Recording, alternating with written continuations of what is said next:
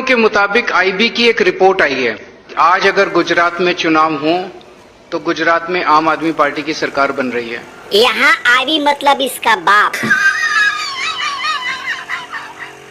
Party तहार तो जीतिए गई बहुमत से गुजरात में। पार्टी तहार तो जीतिए गई बहुमत से गुजरात में। हाँ तो भाई दम बावे तहरा बात में। ई जांच के सूत्र एकदम सही बतौले बा। अध्यक्ष तहार जीतिए गई, जीत गल तहार मुख्यमंत्री। अध्यक्ष तहार जीतिए गई, जीत गल तहार मुख्यमंत्री। अब सब केहू के बना दो मंत्री और संतरी। मोदी जी के कलम से सियाही भरवा लो अपना दवात में। हाँ तो भाई दम बावे तहरा बात में। ई जांच के सूत्र सही बतौलो सा। कान्हा देवे लायक तो के सीट तो भेटाइले बा। कान्हा देवे लायक तो के सीट तो भेटाइले बा। बरनौल हमेशा लगावत रह, तनी ज्यादा छनछनाइले बा। खीरी लेके घूमत रह कुकुरन नियर दांत में।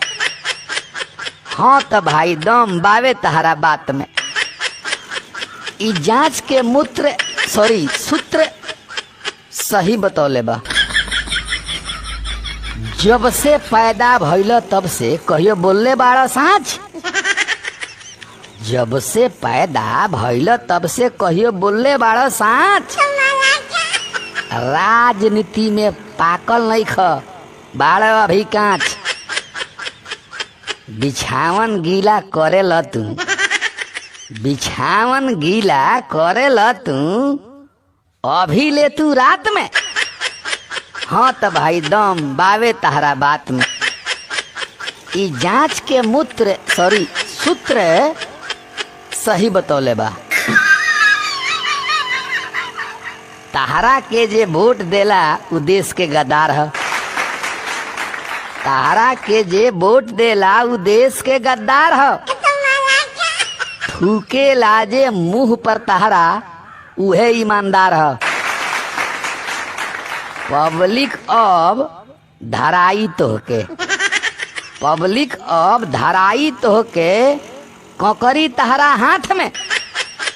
हाँ तो भाई दम बावे तहरा बात में। ई जांच के सूत्र सही बतौले बा। पार्टी तहार तो जीतिए गई बहुमत से गुजरात में। हाँ तो भाई दम बावे तहरा बात में।